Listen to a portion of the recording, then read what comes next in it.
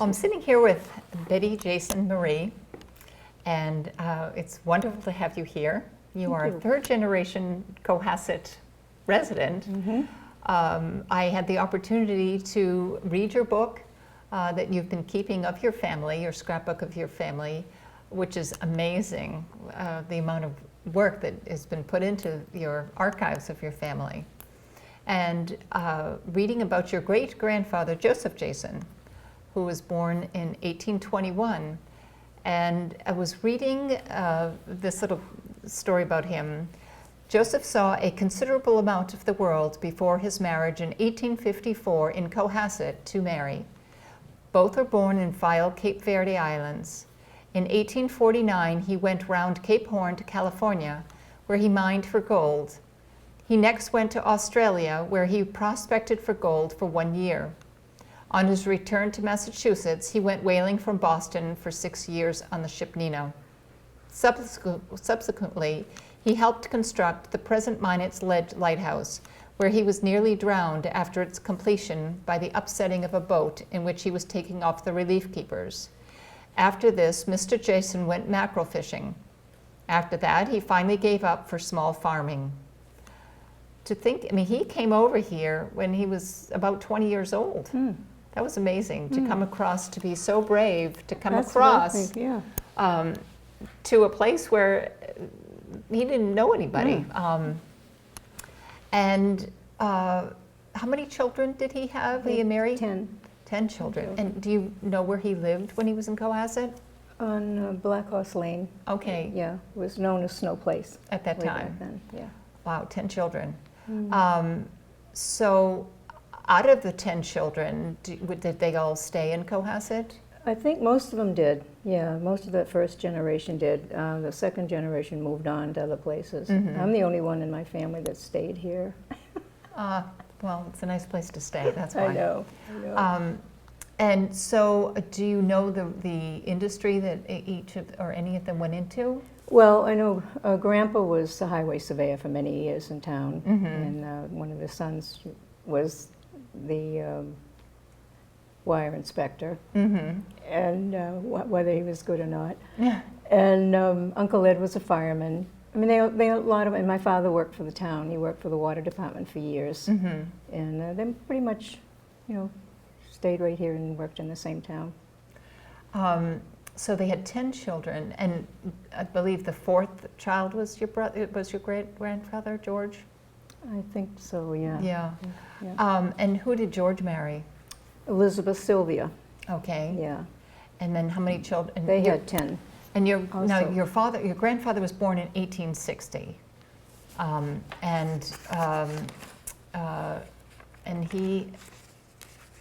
one of the children was your father. Right. Okay. Who was born in 1895. I read your notes in your book here. So one of the things that I found really very interesting is the story of George Jr., who was the wire inspector at the time, was a wire inspector from 1912 rather, to 1918. That was a long time. I mean, that's when towns really started to, get their electricity in place. And your other, the other brother was a harbor master, you said? Yes. Yeah. Okay. So now your father, Charles, seemed to have a musical inclination based on the booklets I've read here. Yeah. Let's look through some of the photographs that, here's a picture of your That's my grandfather, Yeah. then grandfather George, Yeah. and this was his wife, Elizabeth. okay. And this is 4 generations of the Jason family. Right. That's pretty amazing. All 4 generations. Now here we have a photograph, and your father is here. Okay, this is quite the lineup here. It is, yeah. Well, Daddy's the one on the end, the little one on the end, and that's Uncle Frank next to him. And Uncle Ed. George Jr. is the one on the left. He was the wire inspector. Oh, on the far left, he was the wire, okay. Okay, then the other photographs I have here is, now this must have been a seat that they had downtown for everyone to I think sit it was on. down the Cove. They Yeah. used to talk about all the town politics. And that was Grandpa and his brother-in-law. I don't know who the other gentleman is, but Yeah. the rest of them were all related. Yeah. So the one on the second to the right is your grandfather? Right. This I love this picture. So this is your grandfather and Right. his brother, Right. Jake. Comparing their They obviously both have very important decisions to make because they're pointing at each other or giving advice. Right. It is a funny picture. This is pretty funny. So we have, now this photograph includes you, right by your grandfather's arm, Right. in between your grandfather and your grandmother. Right. Do you know how many years your grandfather was highway inspector for the town? I think it was like at least 25. I know it was, I thought I had that information, but I don't really have it at my fingertips. Yeah, it but seemed to was be quite a long quite time, Yeah. according to some of Yeah. the town records that I was reading. Yeah. And who else is in this photograph? Well, that's my grandfather's sister is on next to my grandmother, and aunts and uncles. And JJ, my cousin, is on the right. She's the other little girl in the picture. And my aunts and uncles, yeah. Yeah. Must have been some kind of a family get-together. And who's the woman in the far upper right-hand corner? We were talking about her earlier. There was a woman up here. I think that's Aunt Helen. That was Bobby's mother. Okay. Bobby Jason. Okay, Yeah, and he's in the Navy. Yeah, he was in the, so Yeah, that's Bobby him. there. Yeah, that's him. And what was the story about him? Well, he was killed at sea, which He was- was very sad. You had told me he was the first boy, he Well, was the first you from said Cohasset. that. Yeah, I didn't realize that. Yeah. I didn't know And that. so they named a road for him in town, right by the Common, Yep. the Robert Jason Road. He's a handsome guy. Yeah. So here is your grandfather, which is pretty, he was highway surveyor for many, many years. Now, after your grandfather passed away, your grandmother was still here. Yeah, she had 2 daughters that lived with her. And Yeah. where was she living at the time? At the family home, Oh, right up right here on- on Pond Street. Okay. Yeah. Was that near, where was that on Pond Street? It's right like diagonally across the From the street high from school? here. Oh, Yeah. wow, Yeah. excellent. Yeah. So then, this is your dad, Mm-hmm. and he was in the Navy, Right. and so then your father, how did your father meet your mother?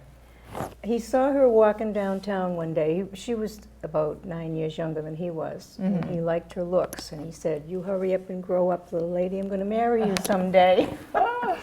And he did. Oh, good. I mean, she was shocked that he even said that to Yeah. her, but they did end up getting married. Yeah. Yeah. And how many children did they have? They're 5. 5 kids. Yeah. So one of them was you. Mm-hmm. And where did you grow up in Cohasset? Stockbridge Street. They bought that house when they got married, and we lived there until they moved to Florida. That was Yeah. our home. Yeah. Um, And so when you went to school, where did you go to school here in town? At the Osgood School, which is where the fire station is now. Yeah. And what grades was that? It was 7 to 12. Okay, and then where Yeah. did you go first? Well, to the Ripley Road School, that's what it was called then. It was on Okay. the corner of Ripley Road. And then once they tore this building down, they renamed that the Osgood School. Gotcha. Yeah. Did you walk to school? Walked Both. home for lunch. You Yeah. walked to the Osgood School? Yeah. Or the Ripley Road School? No, we'd bus to the Ripley Road, but walked to Osgood. Yeah. And curious, how many bus stops did you have to, how many people were at your bus stop? Well, we used to have to walk up to the Cove. It didn't come down our street, so there could have been maybe 10 kids there. And then how Yeah. many stops before there in the high school, and the elementary school? Oh, not too many. No, a couple. Yeah, there weren't too many. I can't really remember. Yeah. I'm just curious because Yeah. it's a little different today. Yeah. They stop kind of at every Oh, I know. single street. Yeah. So you would walk home from school for lunch, and then you would have to walk back after lunch. Mm-hmm. Now, did you get the bus home afterwards? No, No. we walked all the time. You just walked. Yeah. And but when students went home for lunch, but they lived too far away, did the bus take them home for lunch? No, you could only go if you were If you within lived close walking by, distance. walking Yeah. distance. Yeah. Otherwise, they stayed Right. at school. Right. Mm. And now, what did your dad do? Oh, he did many things. He was a plumber. He was a painter. He was like jack of all trades. And then he ended up being a water treatment plant operator at the water department. When they took that over, he got the job up there, and that's what he did towards the end of his life. Yeah. Now, were his brothers still here? Did they stay here? Billy and Frank. Yeah, there were some brothers were still here. Mhm. Yeah. But right now, at 3 generations of Jasons, are there still relatives of Joseph Jason? All of them. The sad thing is that there was one time, and you looked in the town report, and there would be like 25 Jasons in there. Mm-hmm. But 2 of my uncles had daughters. They had no sons. They had nobody carry on the family name. So eventually it just petered out, which is kind of sad. Yeah. Yeah. I was surprised. Yeah. Boy, I'm surprised. Yeah, like George, my cousin, he had just girls, so yeah, that's what happened. Interesting. Yeah. So now, I was reading about your mom. It was amazing reading the prizes that she won as a student. I had never heard of the school garden award, the canning and pig club contest. Okay. She was first prize winner, which was Wow. $5, which Oh, was wow. pretty amazing. Yeah, yeah. And then other first prize winners for other categories was $1. So I suppose that was like kind of almost the 4-H club of then. Yeah, could have been. She was a great cook. Yeah. She loved to cook. And she had also said she was formerly with the Veterans Bureau and a member of the George Mealy Auxiliary and the Women's Club and the Society of St. Anthony's. Now at St. Anthony's, when did you start singing in the choir there? I was a teenager. Mm-hmm. Yeah, and then I went back afterwards, later on in life. And so I noticed also in reading, your father he loved to sing. Mm-hmm. He was in all the minstrel shows. The church used to put on a show about every year. Yeah. He would be in all. We were all in it. My mother would be in the chorus. We were all taking part of it. Oh, Yeah. wow. Yeah. Musical family. Right. Yeah. Because here you are. Yeah, there I am. Yeah, and your father singing above, Yeah. and you dancing and singing below there. Now I understand you still sing. I do. I sing with 4 different groups, Mm-hmm. and it's therapy for me. I love it. Yeah. Yeah. Is it Sweet Adelines? Sweet Adelines. And yeah. do you practice every week? Mm-hmm. And where is the practice? In Abington. Yeah. Ac- Yeah.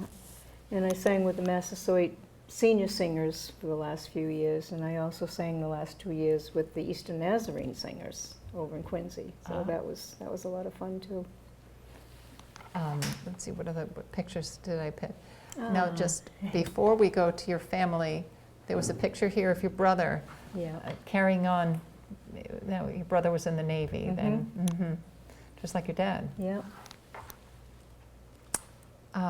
Then, after your schooling here, now, if we could just jump back for 1 second about, you went to the Osgood School, and I understand you got appendicitis just before you were finishing high school. And appendicitis then and appendicitis today is a different story. Oh, yeah. So you missed the end of your senior year. Can you tell us about that? Well, I felt really guilty about not getting my diploma, so my girlfriend talked me into going back to night school. And I called the superintendent to see if that was something that I could do. And The superintendent, Mr. Ripley. Oh, at the Cohasset School? And he said, well, I'll have to bring it up at a meeting, and they did, and they voted that if you had to make less than 10 points, they would let you do that, because they didn't want kids, just quitting school and going to night school. Mm-hmm. So I got my diploma. Excellent. Yeah, I felt really proud about that. because it bothered me for many years, yeah. Mm-hmm. Yeah.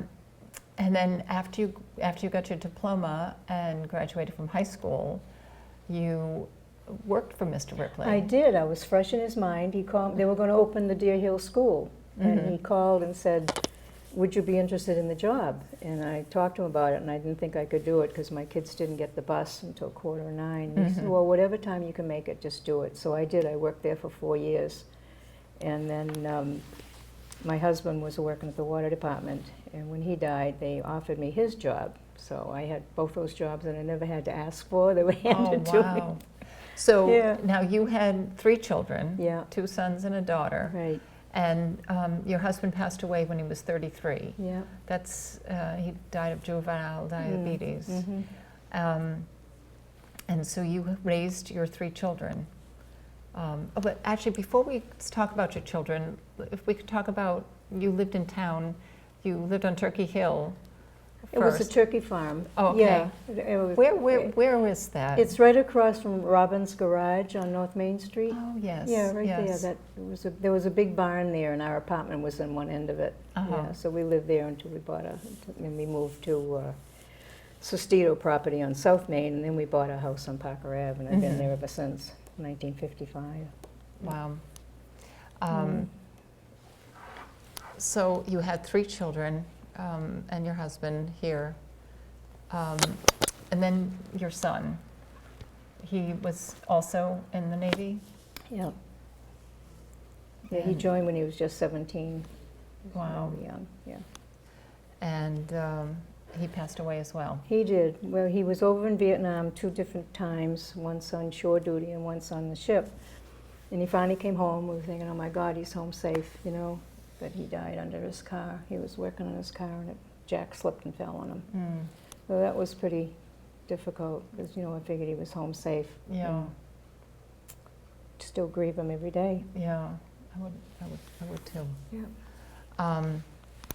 So you've had your family is a very long. You have a very long line here in Cohasset, and you know, it's a wonderful place to live. I think so. Yeah. Yeah.